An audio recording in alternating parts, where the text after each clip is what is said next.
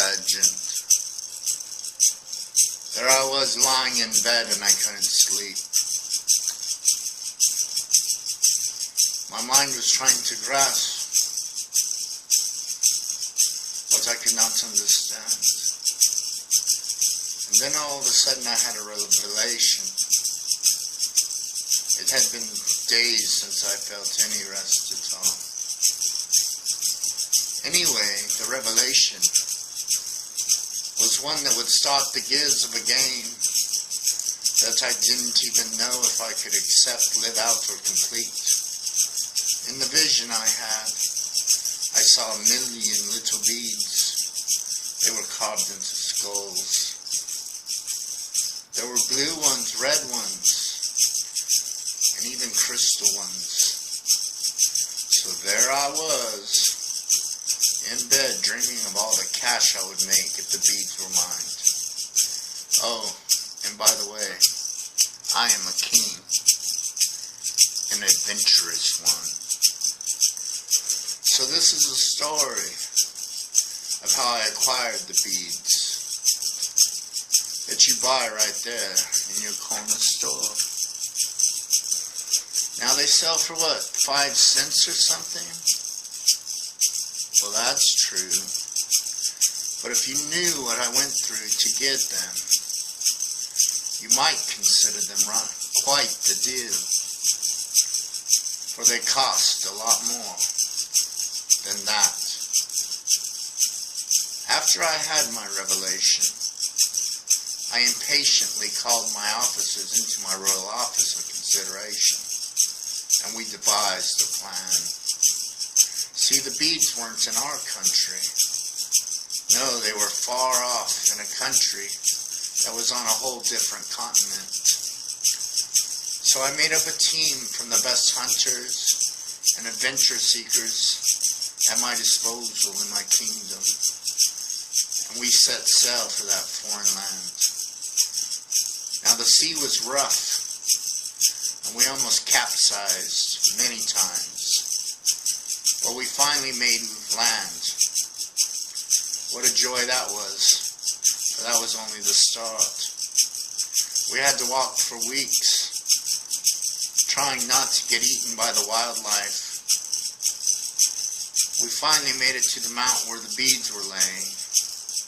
But we found nothing but one huge mountain of what would be the beads. And the natives that lived in that country didn't want us there. Much less did they want us to take their resources. We tried bargaining them, offering many things, including books, pictures. We even offered them a looking glass, but they didn't want it.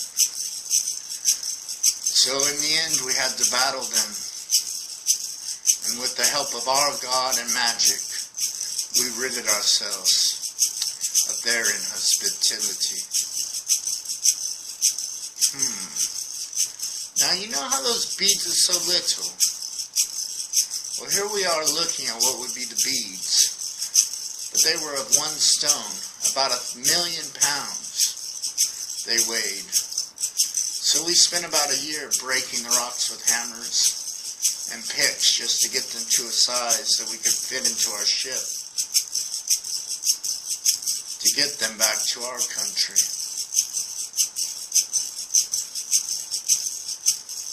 But before we could get them back to our country, we had to carry them in sacks. Back and forth we journeyed, back and forth. Many miles. Finally, as we had all the beads, stones in the ship, we sailed our heavenly burdened ship back here to our island. But that wasn't the end of it. No, I still had to hire 1,000 craftsmen to take the rocks and whittle them into the shapes you find at the shop. We also had to polish them and drill them so you can make bracelets and necklaces out of them. So next time you look at your wrist at those silly 5-cent beads, remember what it took to get them. First it took a dream, then a voyage, Then a lot of fights. And finally a return. Anyway, you enjoy your beads. And don't forget, they came with a price.